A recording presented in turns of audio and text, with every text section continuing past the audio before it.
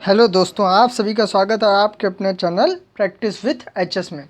तो जैसा कि आप लोगों को पता है कि हम लोग नेवी एमआर का एसके पब्लिकेशन का जो प्रैक्टिस सेट सॉल्व कर रहे थे, जिसमें हम लोग 3 पूरा कंप्लीट कर चुके हैं प्रैक्टिस सेट, और चौथे प्रैक्टिस सेट के हम लोग 3 पार्ट कंप्लीट कर चुके हैं, जिसमें पहला पार्ट है जीके का और 2 पार्ट जो हैं वो मैथ के हैं। ठीक है, अब हम लोग साइंस जो है शुरू करने वाले हैं। तो ध्यान रखिएगा कि जो है हो सकता है इसमें भी 2 पार्ट बन जाए। मैं पूरी कोशिश करूँगा कि एक ही पार्ट बने, लेकिन अगर 2 पार्ट बन जाते हैं तो जो है आप लोगों को टेंशन लेने की कोई ज़रूरत नहीं है। और हाँ, तो जो है, और अगर पार्ट लंबा हो जाता है, जैसे कि कभी कभी क्या होता है कि 2 पार्ट करने पड़ते हैं, एक पार्ट में पूरा क्वेश्चन नहीं आ पाते हैं, तो चिंता मत किया कीजिए, सब कवर हो जाएगा। ठीक है, चिंता करने कोई बात नहीं है। और हाँ, जो क्वेश्चन छूट जाते हैं तो तो अगर वो छूट जाते हैं ना, तो मैं अगले वीडियो में करा देता हूँ। आप लोग चिंता मत किया कीजिए कि क्वेश्चन छोड़ दिए सर जी ने। ठीक है, तो आज हम लोग साइंस का पोर्शन हल करने वाले हैं प्रैक्टिस सेट नंबर 4 के। अगर आप लोगों ने 3 तक नहीं देखे हैं तो पहले वो भी देख लीजिएगा। ठीक है, और तो चलिए आगे वीडियो शुरू करते हैं। तो ये देखिए, मैंने ये खुद अपने हाथों से लिख कर रखे हैं, आंसर नहीं, समझाने के लिए देखिए जगह भी मैंने छोड़ रखी। ये लिख कर इसलिए रखे हैं क्योंकि लिखा हुआ ज़्यादा देर तक समझ में आता है। ठीक है, तो आई होप आप लोगों को ये वीडियो पसंद आएगा, और कहीं भी कोई भी प्रॉब्लम हो तो मुझसे ज़रूर बताइएगा। जितना हो सकेगा मैं उतना आप लोगों की मदद करूँगा। तो चलिए वीडियो शुरू करते हैं। पहला क्वेश्चन मैं थोड़ा जूम कर दूँ आप लोगों के लिए। हाँ, अब ठीक है। तो पहला क्वेश्चन जो ये दिया है, रेफ्रिजरेटर का रेफ्रिजरेटर किस प्रकार का इंजन है। तो ध्यान रखिएगा, जो रेफ्रिजरेटर है ना, वो एक होता है ऊष्मा इंजन और एक होता है ऊष्मा के विपरीत इंजन। तो ये जो है ऊष्मा का विपरीत इंजन है। ठीक है, refrigerator. Option number C is the correct answer. ठीक है, क्योंकि ये जो है ना, ये जो गर्म ऊष्मा होती है उसको ठंडी ऊष्मा में बदलता है, इसलिए ऊष्मा का ये विपरीत इंजन है। समझ रहे हैं? ठीक है, तो इसी प्रकार में जब वो हीटर आ जाएगा, हीटर जिसे हम लोग बोलते हैं ना, तो हीटर अगर पूछ लिया जाए तो वो ऊष्मा का जो है एक दिशिक इंजन है, मतलब एकार्थी इंजन होता है वो। ठीक है, तो अगले क्वेश्चन चलते हैं। एक वस्तु का द्रव्यमान 5 किलोग्राम है। ठीक है, वेग 0.5 मीटर प्रति सेकेंड है। ठीक है, इसकी गतिज ऊर्जा क्या है। तो ध्यान रखिएगा, गतिज ऊर्जा का जो सूत्र होता है वो होता है 12mv²। ये गतिज ऊर्जा का सूत्र है। ठीक है, तो जब ये 1 मिनट पेन में देख लूँ। हाँ, ये तो गतिज द्रव्यमान 5 दिया है, हाफ द्रव्यमान 5 दिया है, वेग जो है 0.5 दिया है। जब हम इसका वर्ग करेंगे तो ये आ जाएगा 0.25।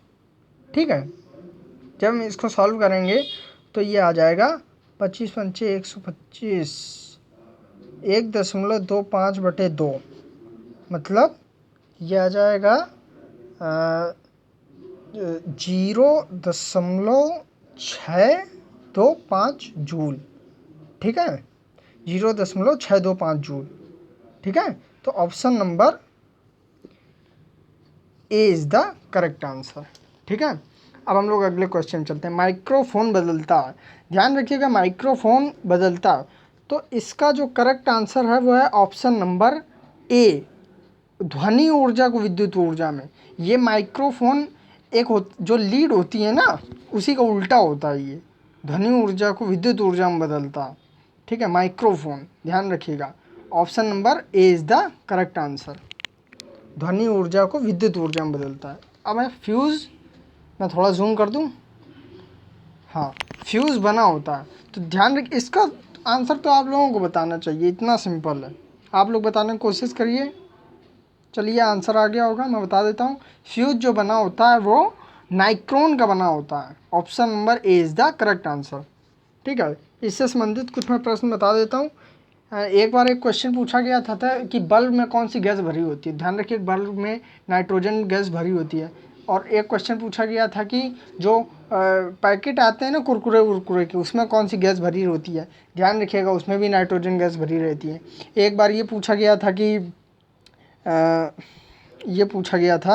कि जो गुब्बारे होते हैं ना, गुब्बारे जो आसमान में उड़ने वाले गुब्बारे होते हैं, उसमें कौन सी भरी होती है? ध्यान रखिएगा, उसमें हीलियम भरी रहती है। अब लोग कहते हैं हाइड्रोजन भी हल्की होती है, वो क्यों नहीं भरते हैं? तो ध्यान रखिए हाइड्रोजन जो है ज्वलनशील होती है, इसलिए हाइड्रोजन नहीं भरता है। ठीक है, तो अगले पे चलते हैं। पानी में छड़ मुड़ी हुई दिखाई देती है। तो ध्यान रखिएगा पानी में जो छड़ मुड़ी हुई दिखाई देती है ना, वो दिखाई देती है हम लोगों को अपवर्तन के कारण। किसके कारण? अपवर्तन के कारण। तो option number A is the correct answer. अब अपवर्तन होता क्या? ध्यान रखिएगा, जब प्रकाश की किरण एक माध्यम से दूसरे माध्यम में जाती है ना, तो जो अभिलंब है उससे थोड़ा सा दूर हट जाती है। अभिलंब मैं बता दूँ आप लोगों को, ये गई, ये अभिलंब है, तो ये यूं ये चली गई, ये चली गई। ठीक है, ये अभिलंब है। ठीक है, यही है हम लोगों का अपवर्तन। अगले क्वेश्चन चल, वाट किसका मात्रक है? इतना सिंपल क्वेश्चन तो आप, मैं उम्मीद कर ही सकता हूँ कि आप लोग बता सकते होंगे वाट किसका मात्रक है। कोशिश करिए। चलिए आंसर आ गया होगा, तो ध्यान रखिए वाट शक्ति का मात्रक है। किसका? शक्ति का। तो ठीक है, वाट जो है शक्ति का मात्रक है। इससे एक और क्वेश्चन बनता है कि बनता है किलोवाट घंटा। किलोवाट घंटा किसकी इकाई है? ध्यान रखिएगा ये ऊर्जा की इकाई है। ये इतना ज़्यादा इम्पोर्टेंट क्वेश्चन है कि किलोवाट घंटा किसका इकाई या मात्रक है, तो ध्यान रखिएगा। ठीक है, ऊर्जा का। अगले क्वेश्चन चलते हैं। दीर्घ दृष्टि दोष के निवारण हेतु, पहले तो ये जान लीजिए जो है दीर्घ मतलब दूर, तो दूर दृष्टि दोष होता क्या है? इसमें जो दूर का तो दिखाई देता है, ठीक है, लेकिन पास का नहीं दिखाई देता है। ठीक है, इसे हाइपोमोपिया कहते हैं। ठीक है, तो इसका जो है, इसमें जो है हम लोग अगर उत्तल लेंस लगा देंगे, उत्तल लेंस, तो ये ठीक हो जाएगा। ठीक है, तो option number B is the correct answer. इस प्रैक्टिस सेट में कईयों के आंसर गलत दिए हैं, तो उस पर आप लोग ये मत कहिएगा कि आंसर गलत है।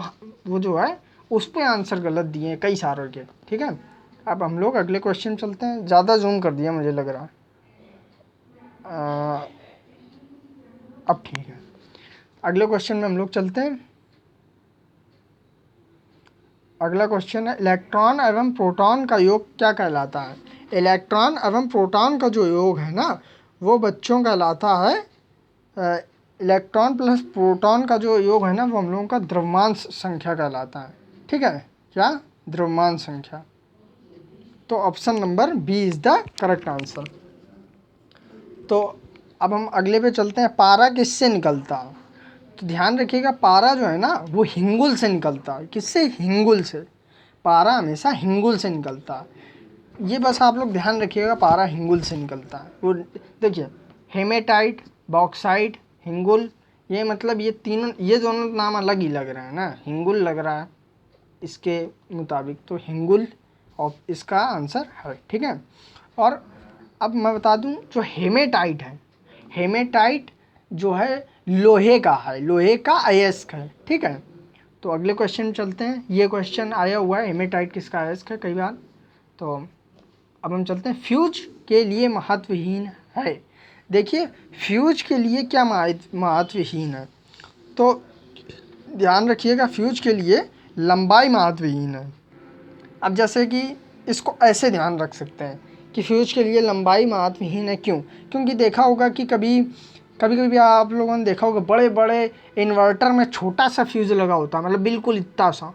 ठीक है, और कभी कभी जो है बड़े बड़े मशीनों में भी इतना सा ही होता है, कभी कभी छोटी छोटी मशीनों में भी इतना ही सा होता है, कभी और छोटा होता है, कभी और बड़ा होता है।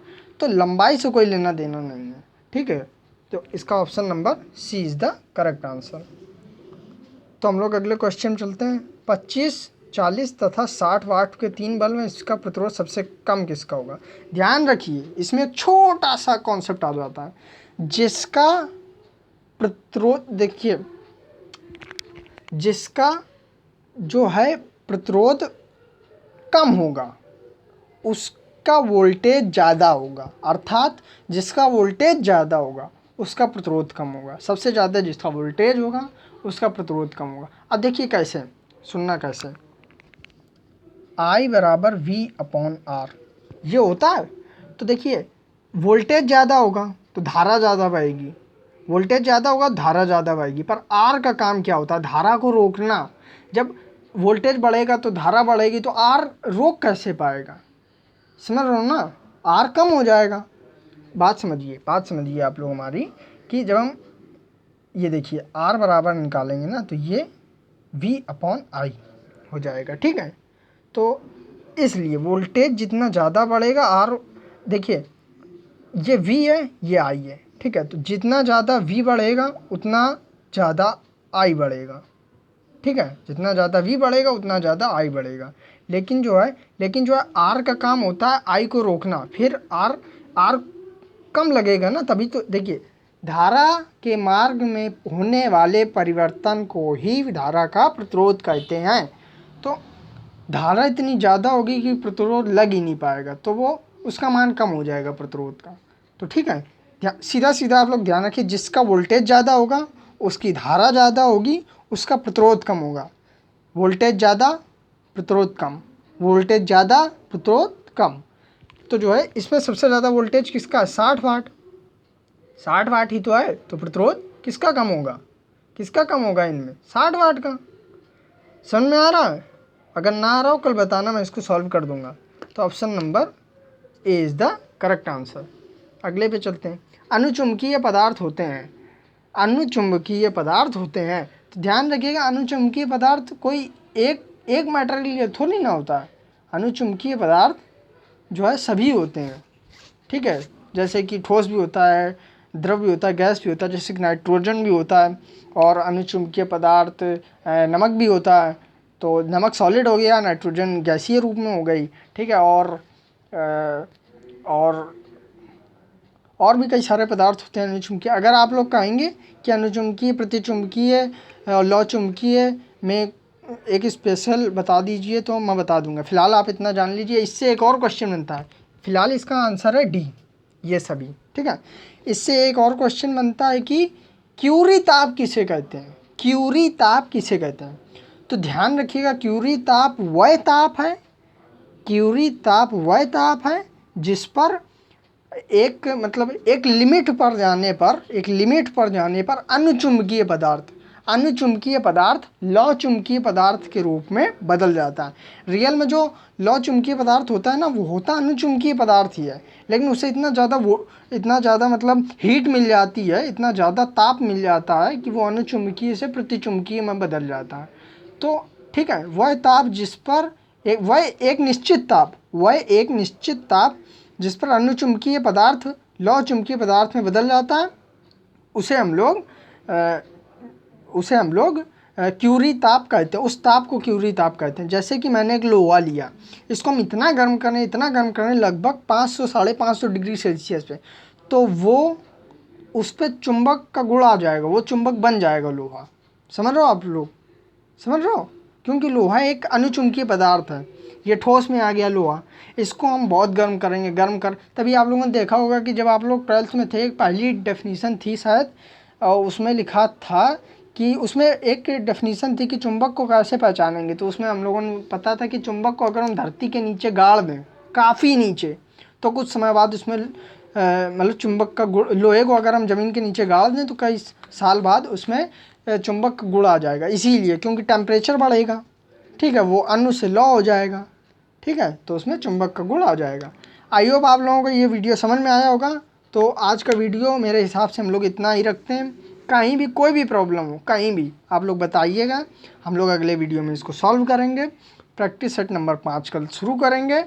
और अगर कहीं भी आपको, जैसे कि यहाँ कहीं भी कोई भी क्वेश्चन में आप लोगों को लग रहा हो कि सर एक बार और अच्छे से एक्सप्लेन कर दीजिए, तो मैं कर दूँगा। तो आज के लिए बस इतना ही रखते हैं। आई होप आप लोगों को वीडियो बहुत अच्छा लगा होगा। तो जो है इसको हम पूरा सॉल्व करेंगे। अगर आप लोग